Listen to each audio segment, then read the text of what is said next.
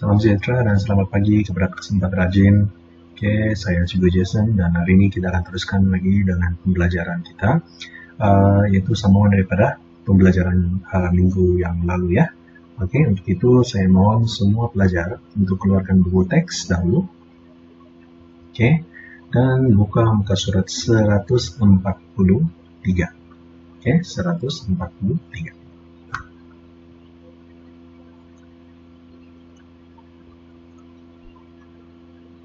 Oke, baik. Di muka surat 143, oke, kalau kamu perhatikan, oke, muka surat 143 ya. Oke, hari ini kita akan belajar bagaimana cara Anda mewakili maklumat dalam bentuk rangkaian. Oke, baik. Sebelum itu kita sudah pernah buat, oke. Pada minggu yang lalu kita sudah belajar bagaimanakah cara untuk menentukan sama ada raja-raja yang telah diberikan itu adalah subgraph atau bukan, dan jangan lupa pula kita tentang maklumat dalam suatu graf itu kita ada bucu-bucu, kita ada tepi. Tepi ini yang I1, I3, I4 ini adalah tepi, dan yang bintik hitam ini adalah bucu kita panggilkan. So jangan lupa yang itu. Dan pada hari ini pula tajuk yang baru kita akan masuk. Baik, di sini kalau kamu perhatikan, apakah yang dimaksudkan dengan rangkaian? So, contoh yang diberikan di sini adalah rangkaian pengangkutan. Kalau di Semenanjung, kalau kamu mau travel dari satu tempat ke satu tempat itu, dia agak mudah sebab dia ada kereta api berkuasa tinggi yang kelajuan tinggi, untuk membawa kamu dari satu tempat ke satu tempat dengan sangat pantas. Contoh dia. Kalau dari sini Penampang, kalau kita mau pergi ke Tuaran, kalau bawa kereta dalam 45 hingga 50 menit, tapi kalau pakai tren mungkin kurang daripada 15 menit sampai sudah. So sangat-sangat advance. Mudah-mudahan satu hari nanti kita pun mempunyai teknologi yang sedemikian lah. Baik. So kalau kamu perhatikan, untuk travel dari satu tempat ke satu tempat di Semenanjung ini, dia ada satu peta lah, dan sebenarnya peta ini dia kalau kamu tengok secara dekat, dia menghubungkan dari satu tempat ke satu tempat yang lain.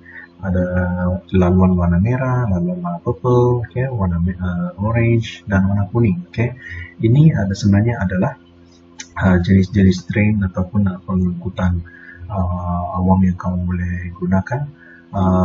Ada berbagai jenis lah untuk pergi dari satu tempat ke satu tempat yang lain. Dan di sini kalau kamu perhatikan yang hitam ini seakan-akan apa yang kita pelajari dalam pembelajaran lepas, yaitu bucu, kan? Dan di sini nih yang kawasan merah, kuning, hijau, purple semua ini adalah dia punya tepi. So salah satu contoh macam mana rangkaian ini dalam matematik yang kita pelajari boleh dipraktikkan dalam kehidupan seharian kita adalah melalui contoh inilah. Ini adalah contoh rangkaian. Dan lebih tepat lagi yaitu rangkaian pengangkutan lah. Baik, pada hari ini kita akan pelajari bagaimanakah untuk kita wakili maklumat dalam bentuk rangkaian. Tapi sebelum itu kita perhatikan dahulu contoh ke-14 ini. Contoh 14 ini, dia tanya, soalnya dia berbunyi begitu begini ya. Encik pun bersama keluarganya bercadang untuk melawat tempat bersejarah di Melaka. Peta di sebelah menunjukkan 3 pilihan laluan, berserta jarak. Yang ini kalau kamu tengok GPS, saya rasa kamu masing-masing ada handphone. Kamu mau pergi satu tempat ke satu tempat yang lain, kamu boleh buka maps tuh, dan tengok berapa lama kamu ambil masa dan berapakah jarak yang terlibatkan. Inilah dia punya contoh map tersebut. Jadi apa yang dia bagi tahu, katakan P ialah laluan berjarak 46,3 km, Q ialah laluan berjarak 50,2 km, dan R ialah laluan berjarak 53,3 km. Jadi apa yang ditanya? Dia tanya pandangan kamu. Pada pandangan Anda, mengapakah laluan P mengambil jangka masa yang lebih panjang berbanding dengan laluan lain, walaupun jarak laluan P adalah yang paling pendek? Kalau kamu perhatikan dalam gambar raja di sini kan, dalam buku teks kamu muka surat 143. Laluan P itu paling pendek, 46,3 km sahaja. Patut kalau ikut betul yang paling pendek paling cepat sampai lah kan. Masalah dia kalau kamu perhatikan laluan P kalau dia ambil dia mengambil masa 1 jam 18 menit untuk sampai. Nampak sini. Untuk sampai 1 jam 18 menit. Tapi kalau dia ambil laluan lain yaitu laluan Q 50,2 kilometer, dia hanya mengambil 1 jam 2 menit. Dan kalau laluan R pula, dia hanya akan ambil 1 jam 2 menit juga. Sama. Dua laluan ini adalah jarak dia lebih jauh berbanding dengan laluan Q. Kamu rasa kenapakah jarak dia jauh tapi cepat pula dia boleh sampai berbanding dengan laluan P ini? Baik. So, apa yang dia minta pada pandangan Anda? Mengapakah bagi pandangan lah? Kenapa kamu rasa? Jadi di sini kamu rasa kenapa laluan dia pendek tapi masa dia panjang? Sudah tentu, masa traffic jam lah kan? Ini pun kamu pernah alami ketika berada dalam kereta untuk balik dari satu tempat ke satu tempat yang lain itu jam. Jadi kamu bagilah kamu punya alasan ataupun justifikasi, bagi tahu laluan di sini inilah laluan P mengambil jangka masa yang panjang mungkin karena laluan tersebut melalui kawasan bandar yang sesak dengan apa? Bukan lembu, sesak dengan kendaraan dan bilangan pengguna jalan raya yang lebih banyak berbandingan dengan laluan lain. Baik, ini adalah contoh. Kalau kamu dari sekolah katakan kamu mau pergi survei Penampang. Kalau kamu melalui Donggongon, banyak kereta jam, betul atau tidak? Jaraknya sebenarnya pendek, tapi banyak kereta jam. So, masa untuk kamu sampai daripada Limbana mau pergi ke survei Penampang itu adalah lebih panjang berbanding laluan kalau kamu ambil daripada Lido, daripada Kepayan. Kalau laluan mau pergi Queen tuh, kamu tahu kan? Di sana jauh jaraknya, tapi di sana tidak jam. Jadi mana satu laluan yang kamu akan pilih? Sudah tentu yang laluan yang paling cepat masa untuk sampai lah kan? Jadi kena bagi alasan. Jadi itulah contoh 14. Baik, seterusnya ada pelbagai jenis juga rangkaian nih. Rangkaian saya ingat kamu sudah paham. Dan di sini apakah dimaksudkan dengan rangkaian sosial pula? Rangkaian sosial ini merupakan salah satu rangkaian semakin populer. Apa contoh dia? Facebook dan sebagainya. Semua itu dipanggil sebagai rangkaian sosial yang mana yang menghubungkan kamu dengan pihak-pihak lain di luar di sana.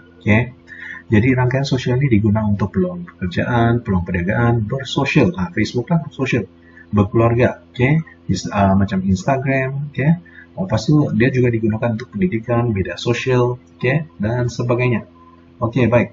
Walaupun rangkaian sosial ini menjadi platform utama untuk berbagai aktiviti dan bawa kebaikan, Anda sebagai seorang murid harus berhati-hati dan bersederhana dengan menggunakan rangkaian sosial agar tidak leka atau terpedaya atau tertipu. Kita kena hati-hatilah. So kamu boleh fikirkan sendiri apa kesan negatif menggunakan rangkaian sosial ini di kalangan kamu lah. Saya ingat kamu sudah cukup matang untuk pikirkan perkara tersebut. Baik, kita akan teruskan dengan contoh ke-15. Ini.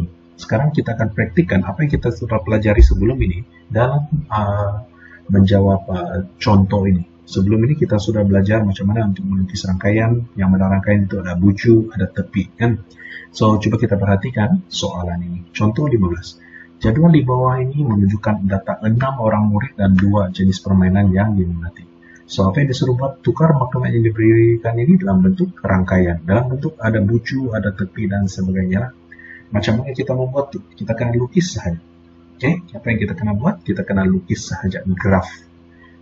Graf apa? Graf tidak terarah yang kita telah pelajari sebelum ini. Baik. So kita ambil yang ini dan kita coba tulislah buat dalam bentuk rangkaian tersebut. Coba ambil dulu.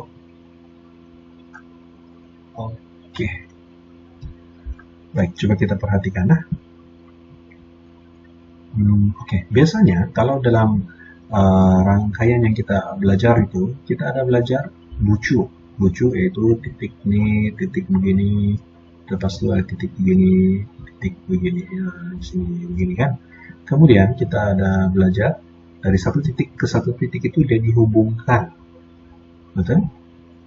Dari sini dia pergi di sini, dari sini dia pergi sini, dan akhir sekali dari sini pergi sini. Dan yang biru ini, laluan ini dipanggil sebagai tepi, manakala yang titik hitam itu dipanggil sebagai tujuh. Oke, baik. Dalam contoh 15 ini, kamu ada nama murid, kamu ada permainan. Jadi macam manakah cara untuk kita buatkan dia dalam bentuk rangkaian seperti ini? Oke, baik. Ingat, kalau yang ada banyak elemen, contoh dia ini permainan, dia ada badminton, catur, bola sepak, sepak takraw, dia ada banyak berbanding dengan apa yang ada di sebelah sini, betul? Kalau yang banyak ini biasanya kita ambil sebagai bucu, ini semua sebagai bucu. Manakala yang satu-satu ini adalah tepi, tepi. So tahu sudah mana tepi, mana bucu kan? Oke, baik. Sekarang apa yang kita buat? Kita akan coba untuk buat rangkaian bagi soalan ini. Kita tahu sudah kan rangkaian bucu dan tepi ini. Oke. Baik, saya akan ambil balik sekali lagi jadwal ini dan kita coba selesaikan. Baik. Jadi sekarang apa yang kita buat, untuk membuat satu rangkaian ataupun graf tak terarah ini, apa yang perlu kita buat? Mula-mula sekali kita kena lukis dahulu bucu-bucu yang ada. Apa bucu yang ada? Kita tengok satu persatu. Kita ada badminton, bulatkan. Kita tulislah badminton. Ingat, bucu yang kamu mau lukis ini, cikgu cadangkan kamu lukis dalam keadaan membulat. Lepas itu yang titik yang kedua, catur. Lepas itu kita ada bola sepak. Dalam keadaan membulatnya, bola sepak. Lepas itu kita ada catur. Catur sudah kan? Lepas itu kita ada bola sepak sudah. Sepak takraw. Tulis ini sepak takraw. Lepas itu catur sudah. Bola sepak sudah. Bola jaring. Bola jaring. Lepas itu kita ada bola tampar.